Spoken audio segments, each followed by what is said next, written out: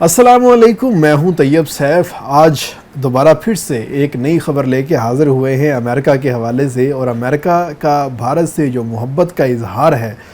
वो बढ़ता ही चला जा रहा है। और सदर डोनाल्ड ट्रंप की जानिब से वाशगाफ अल्फाज में कहा गया है कि अब हम भारत के अंदर क्रैकडाउन करेंगे।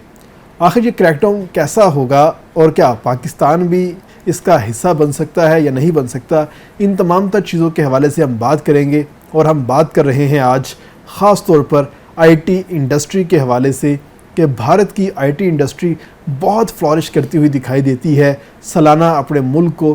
270 बिलियन डॉलर के जो रेमिटेंसेस हैं या ज़र मुबादला वो सिर्फ़ और सिर्फ आईटी इंडस्ट्री ही कमा के देती है। और उसके लिए जो भारत के 5 शहर हैं बड़े, वो इसके लिए बाकायदा तौर पे काम करते हैं। आईटी इंडस्ट्री भारत की टेक सपोर्ट फ्राहम करती है अमेरिकन कंपनियों को, उनको सिक्योरिटी फ्राहम करती है और ख़ास तौर पे जो उनको दीगर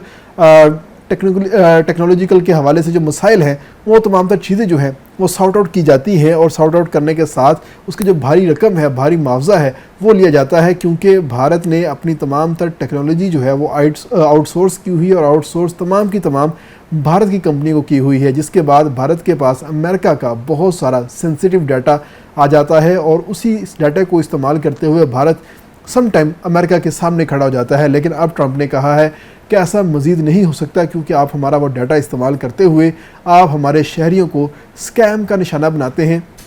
और उनसे पैसे लूट के आप भारत में इल्लीगल तरीके से ले जाते हो। अब ये तमाम तर चीज़ें काबिल कबूल नहीं होंगी। अब हम आपके ख़िलाफ़ कार्रवाई करेंगे। इस हवाले से FBI और CIA को खुसूसी टास्क दे दिए गए हैं और FBI ने इस हवाले से पहले भी बहुत सारी वर्किंग की है और अब CIA को भी उसके साथ जोड़ दिया गया है। और दोनों अब एजेंसीज मिलकर काम करेंगी और भारत में 6 शहरों को उन्होंने इब्तदाई तौर पर निशाना बनाया है। और देखना ये होगा कि उन 6 शहरों के अंदर जितनी भी टेक्नोलॉजी कंपनीज़ हैं उनके ख़िलाफ़ अब क्या कार्रवाई होगी। लेकिन इससे पहले मैं आपको बताता हूँ कि वो शहर कौन से हैं, वो कंपनीज़ कौन सी हैं। मगर उससे पहले हम बात करेंगे कि आखिर ये स्कैम किस तरह के हो रहे थे और इनमें सर फहरिस्त कौन सा था। ख़ास तौर पे सबसे जो पहला स्कैम है वो कॉल सेंटर का स्कैम है, जिसमें कॉल सेंटर्स की जानिब से कॉल की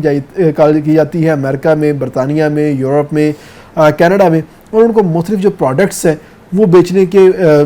बहाने बनाए जाते हैं और किसी को वो प्रोडक्ट दे दी जाती है और किसी से सिर्फ पैसे लिए ली जाती हैं। उसके जो ATM कार्ड या उसके जो क्रेडिट कार्ड है उसकी तफसीलात ले ली जाती है और बाद में फ़िशिंग के तरीक़ाकार को इस्तेमाल करते हुए उसका क्रेडिट कार्ड खाली कर दिया जाता है। और बाद में वो शख्स जो है हाथ मलता रह जाता है कि उसके साथ ये कैसा स्कैम हुआ, फ्रॉड हुआ। इस तरह के मिलते जुलते स्कैम जो है पाकिस्तान में भी आने लग गए हैं। लेकिन पाकिस्तान में अभी भी ये कम है, क्योंकि अगर यहाँ पर कोई पाकिस्तानी कंपनी पाकिस्तानियों के साथ इस तरह का कार्रवाई करेगी तो FIA फौरी तौर पर हरकत में आता है और उन लोगों के ख़िलाफ़ एक जल्दी कार्रवाई हो जाती है। लेकिन जब अक्रॉस द बॉर्डर हो जाता है तो उसमें मुख्तलिफ ममालिक शामिल हो जाते हैं, मुख्तलिफ एजेंसीज शामिल हो जाती हैं, मुख्तलिफ जो लाज हैं वो शामिल हो जाते हैं, जिसकी वजह से अक्रॉस द बॉर्डर इन चीज़ों का जो स्कोप है वो ज़्यादा है और भारत इस चीज़ का भरपूर जो है फ़ायदा उठाते हुए हमें नज़र आता है। नंबर 2 पे आता है अमेरिकन बैंकिंग सिस्टम या अमेरिकन बैंकिंग जो कार्ड है, क्रेडिट कार्ड्स हैं, उनका डाटा जो है वो किसी तरीके से हासिल कर लिया जाए और उसके बाद उन कार्ड्स के ऊपर ख़रीदारी कर ली जाए या बैंकिंग सेक्टर के अंदर जाके उनके सिस्टम को मैनिपुलेट करके पैसे जो हैं वो भारत की मुख्तलिफ कंपनीज़ के अकाउंट के अंदर ट्रांसफ़र कर दिए जाए। ये भी स्कैम जो है डिफरेंट कंपनीज़ जो है इस वक्त करती हुई भारत के अंदर नज़र आ रही है और उसका निशाना बराह रास्त अमेरिका बन रहा है, क्योंकि अमेरिका में तमाम तर जो रकम बैंकों के अंदर पड़ी होती है वो इंश्योर्ड होती है। अगर किसी को किसी के साथ स्कैम होता है तो फौरी तौर पर इंश्योरेंस कंपनी को बताता है, तो इंश्योरेंस कंपनी उसका जो नुकसान होता है उसको फौरी तौर पर अदा कर देता है, जिसकी वजह से वो जो शहरी है वो खामोश होकर बैठ जाता है, जिसकी वजह से किसी किस्म की जो कार्रवाई है वो आगे नहीं बढ़ती और इंश्योरेंस कंपनी भी खामोश होकर बैठ जाती है कि ठीक है जी, हमारा जो क्लाइंट है हमें जो है बाकायदा इंस्टॉलमेंट पे कर रहा है, तो विन विन पोजीशन हो जाती है। लेकिन भारत जो है वो अपना फ़ायदा उठा लेता है, लेकिन ओवरऑल जो अमेरिका है उसकी इकानमी को इसके अंदर भरपूर नुकसान पहुँचता है। तो तीसरे नंबर पर आ जाते हैं सोशल सिक्योरिटी फ्रॉड होते हैं और ख़ास तौर पर इसमें जो सीनियर सिटीज़न होते हैं उनको निशाना बनाया जाता है और उनको कहा जाता है कि हम आपकी हेल्थ इंश्योरेंस के हवाले से बात कर रहे हैं या जो आपके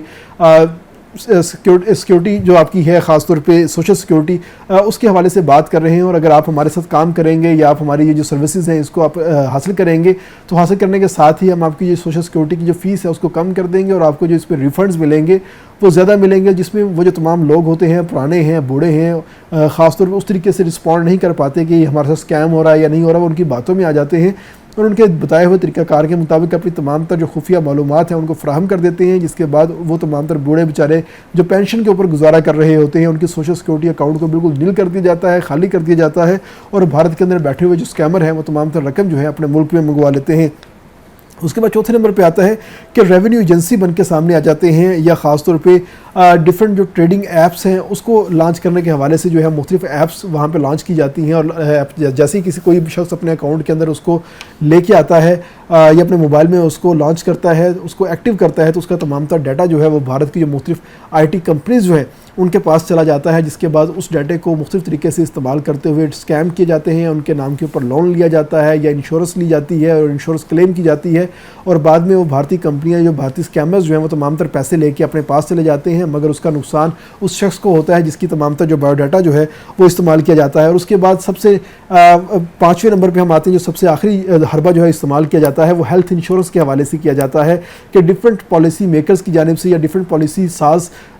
जो लोग हैं उनकी जानिब से ये कॉल की जाती है और कहा जाता है कि हम आपकी हेल्थ इंश्योरेंस कंपनी की जानिब से बात कर रहे हैं, तो आपकी हेल्थ इंश्योरेंस के अंदर हम ये तब्दीलियाँ करने वाले हैं, आपको आने वाले वक्त में बहुत कम जो है हेल्थ इंश्योरेंस में अपनी जो आपने किस्तें भरनी है वो बहुत कम होंगी, लेकिन बाद में अगर खुदा न खास्ता आपको कोई नुकसान होता है, कोई मामला होता है, तो हम उसका रिवार्ड जो है आपको बहुत ज़्यादा देंगे। तो वो इतने मुँह मांगे दामों जो है वो तमाम तर चीज़ें जो है वो फराहम की जाती हैं कि अगला बंदा जो है उनको इनकार ही नहीं करता। और ख़ास तौर पे अगर हम अमेरिका की बात करते हैं तो अमेरिका में लॉटरी जो है वो एक लीगल वे है वहाँ पर अपनी किस्मत आजमाने का, तो बहुत सारे लोग वहाँ पर लॉटरी ख़रीदते भी हैं, लॉटरी में हिस्सा भी लेते हैं और लॉटरी जीतते भी हैं और दिनों में ही करोड़पति बन जाते हैं। तो इस चीज़ को भी फ़ायदा उठाया जाता है भारत की कंपनियों की जानिब से और कहा जाता है कि हम आपकी लॉटरी फर्म की जानिब से बोल रहे हैं, तो आपकी लॉटरी जो है लग गई है और आपने आने वाले दिनों में हमें इतने पैसे फ्राहम करने हैं, हम उसकी जो तमाम तर प्रोसीजर्स हैं उसको फॉलो करेंगे, फॉलो करने के बाद आपकी जो लॉटरी की रकम जो है आपके अकाउंट में ट्रांसफ़र कर देंगे। लेकिन वो रकम तो कभी ट्रांसफ़र नहीं होती, मगर उस लॉटरी की रकम को प्रोसेस करने की जो तमाम तर फीस है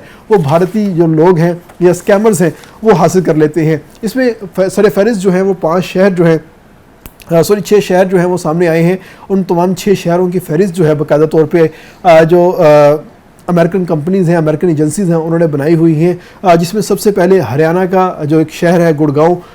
जो कि दिल्ली के नज़दीक तरीन है और कैपिटल के करीब तरीन होने के बावजूद इसमें जो स्कैमर्स हैं पूरी तरह से अलर्ट हैं और वहाँ पर लोगों को स्कैम करते हैं और स्कैम करने के साथ साथ उनकी तिजोरियाँ और उनके बैंक अकाउंट्स जो हैं वो खाली कर देते हैं। उसके बाद एक नया शहर जो है उत्तर प्रदेश का जिसको बनाया गया था और ख़ास तौर पे कहा गया था कि हम IT के जितने भी टेक हाउसेज़ हैं उनको यहाँ पर लेके आएंगे, तो उसका नाम है नोएडा। तो नोएडा के अंदर भी ये तमाम तर काम जो है बड़े ही तेज़ी के साथ परवान चढ़ रहा है और लोग जो हैं वहाँ पे कम मेहनत करके लोगों से स्कैम करके उनकी जेबों से पैसे निकलवा रहे हैं। उसके बाद तेलंगाना के शहर है हैदराबाद, तो हैदराबाद में भी जो टेक जॉइंट्स हैं वो वहाँ पर एक्टिव हैं, काम कर रहे हैं। वहाँ पर बहुत सारे लोग ऐसे भी हैं जो बेहतर काम कर रहे हैं, लेकिन उसके साथ साथ स्कैमर्स हैं जो भरपूर तरीके से वहाँ पर मुतहर्रिक हैं और मुतहर्रिक होने के साथ साथ अमेरिकन और कैनेडियन लोगों को बराह रास्त निशाना बना रहे हैं और निशाना बनाने के साथ साथ अपने अकाउंट तो वो भर लेते हैं लेकिन उनके अकाउंट्स को खाली करवा देते हैं। उसके बाद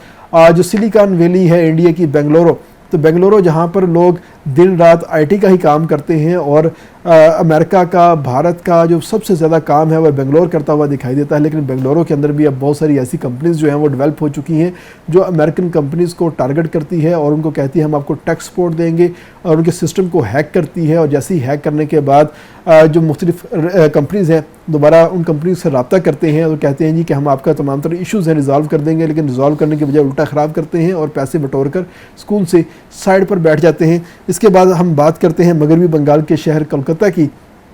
तो कोलकाता बिज़नेस के हवाले से बड़ा ही एक अहम शहर है इंडिया का, मगर अब वहाँ पर IT के हवाले से तमाम तर चीज़ें जो हैं वो एक्टिव होना स्टार्ट हो गई हैं और लोग वहाँ पे फ़िशिंग का काम और ख़ास तौर पर ये जो स्कैमिंग का काम है इसको भरपूर तरीके से करते हुए दिखाई दे रहे हैं, जिसकी वजह से इंडिया की जो नेक नामी है वो ख़राब हो रही है। इसके साथ हम बात करेंगे मुंबई और पुणे की, जो कि महाराष्ट्र के अंदर ये शहर हैं और मुंबई तो पूरे इंडिया का एक हिसाब से कैपिटल है, रेवेन्यू का कैपिटल है। तो वो तमाम तर चीज़ें वहाँ पर भी एक्टिव हो चुकी हैं और कोई भी जो इंडिया की एजेंसी है उसके ख़िलाफ़ कार्रवाई करती हुई दिखाई नहीं देती, जिसके हवाले से डोनाल्ड ट्रंप ने बाकायदा तौर पे ऐलान किया है और कहा है कि हम इंडिया के अंदर क्रैकडाउन करेंगे और भरपूर तरीके से वो तमाम लोग जो कि अमेरिकन सिटीजन्स के साथ स्कैम कर रहे हैं, फ्रॉड कर रहे हैं, उनको अमेरिका लेके आएंगे और वहाँ पर उनके खिलाफ हम कार्रवाई करेंगे। इस हवाले से कुछ एग्जाम्पल्स हमारे पास पहले भी नज़र आती हैं कि नाइजीरिया और सिंगापुर से मुख्तलिफ जो स्कैमर्स हैं उनको FBI ने पकड़ा था और FBI पकड़ के अमेरिका लेके गई थी और वहाँ पर उनके खिलाफ बाकायदा मुकदमा चला था। लेकिन भारत के हवाले से ऐसी किसी किस्म की एक्टिविटी जो है हमने माजी के अंदर नहीं देखी, लेकिन अब वो एक्टिविटी अब होने जा रही है। डोनाल्ड ट्रंप ने इस हवाले से ऐलान कर दिया है और FBI हो सकता है कि खुफिया तरीके से भारत के अंदर कार्रवाई करे और कार्रवाई करते हुए वहाँ से बहुत सारे लोगों को निशाना बनाए। अगर इस तरीके से कामयाब नहीं हो पाई FBI या CIA, तो उसके बाद एक उम्मीद जाहिर की जा रही है कि डोनाल्ड ट्रंप जो है बाकायदा तौर पर ऐलान कर देंगे और कहेंगे कि भारत के साथ हम किसी किस्म का IT का या टेक का कोई काम जो है आने वाले दिनों में नहीं करेंगे। जितनी भी अमेरिकन कंपनियां हैं वो उन्होंने भारत की कंपनियों के साथ आउटसोर्सिंग की हुई है, तो तमाम तरह अपने जो मुआहदे हैं उनको कैंसिल करें। तो इस मुआहदे को कैंसिल करने से सिर्फ़ और सिर्फ इंडिया को $170 बिलियन का नुकसान हो सकता है सालाना, क्योंकि जो भारतीय टेक कंपनीज़ हैं वो $270 बिलियन का जो कारोबार है सालाना करती हैं पूरी दुनिया के अंदर। पूरी दुनिया को सॉफ्टवेयर बना के देते हैं, उनके जो टेक के जो सॉल्यूशंस हैं वो पेश करते हैं, लेकिन उसमें से 60% है वो सिर्फ़ और सिर्फ अमेरिका के लिए कर रहे हैं या कनाडा के लिए कर रहे हैं। अगर आने वाले वक्त में भारत ने इन स्कैमर्स के ऊपर काबू ना पाया तो अमेरिका बराह रास्त क्रैकडाउन के ऊपर मजबूर हो जाएगा, और मजबूर होने के साथ साथ बाकायदा तौर पे अपनी कंपनियों के ऊपर पाबंदी लगाता हुआ अभी दिखाई देता है। और उन पाबंदी लगाने का मतलब सिर्फ़ और सिर्फ एक ही होगा कि भारत को एक साल के अंदर $170 बिलियन का नुकसान होगा। तो आप इस $170 बिलियन के नुकसान को आम अल्फाज के अंदर इस तरीके से हिसाब लगा सकते हैं कि पाकिस्तान के पास इस वक्त हमारे जो स्टॉक ख़ासतौर पर जो हमारा स्टेट बैंक है, स्टेट बैंक के अंदर सिर्फ $17 बिलियन के ज़खायर मौजूद हैं। यानी कि हमारे पास ज़ीरा है और भारत के पास उस ज़ीरे की पूरी कान है, और वो ज़ीरे की पूरी कान सिर्फ़ और सिर्फ चल रही है अमेरिका के साथ ताल्लुकात की बुनियाद के ऊपर या अमेरिकन कंपनियों को सर्विसेज फ्राहम करने की बुनियाद के ऊपर। अगर अमेरिका ये तमाम तो सर्विसेज सस्पेंड कर देता है या इनके ऊपर पाबंदी लगा देता है, तो भारत को जो नुकसान होने वाला है तो उसका अंदाज़ा जो है शायद हम यहाँ पर बैठ के नहीं लगा सकते। लेकिन एक बात मैं वाज़ेह तौर पर यहाँ पर कहना चाहता हूँ कि भारत फिर शाइनिंग इंडिया का नारा लगाना भूल जाएगा, बल्कि वो अपने आप को क्या कहते हैं सर्वाइवल की जंग जो है वो लड़ता हुआ दिखाई देगा। मगर इसके साथ साथ सबक है पाकिस्तान के लिए भी कि पाकिस्तान के अंदर भी मुख्तलिफ जो IT कंपनियां हैं या सॉफ्टवेयर हाउसेज़ हैं या कॉल सेंटर्स हैं, वो इस तरीके से अब नया काम जो है उन्होंने स्टार्ट कर दिया है, और वो भी बरतानवी, यूरोपियन, कैनेडियन और अमेरिकन कंपनियों को बराह रास्त निशाना बनाने लग गए हैं। मगर उसकी अभी भी जो शरह है वो बहुत कम है। भारत इस मामले में हमसे बहुत आगे है, 2 नंबरी में बहुत आगे है। तो अगर अमेरिका जो है भारत के ख़िलाफ़ कार्रवाई करने का ऐलान कर सकता है, तो हो सकता है कि पाकिस्तान के ख़िलाफ़ भी ये कार्रवाई हो जाए। तो बेहतर यही है कि पाकिस्तान के जो इदारे हैं उन लोगों के ख़िलाफ़ पहले ही कार्रवाई कर लेंगे कि अमेरिका को ऐसा कहने का मौका ही नहीं मिलेगा। लेकिन इस वक्त सूरत हाल ये है कि शाइनिंग इंडिया अब जो है अपनी सर्वाइवल की जंग लड़ता हुआ दिखाई दे रहा है, क्योंकि अमेरिका ने बराह रास्त जंग छेड़ने का ऐलान कर दिया है और कहा है कि हम इंडिया के अंदर बराह रास्त क्रैकडाउन करेंगे। इसके साथ इजाज़त दीजिएगा। अल्लाह हाफिज़।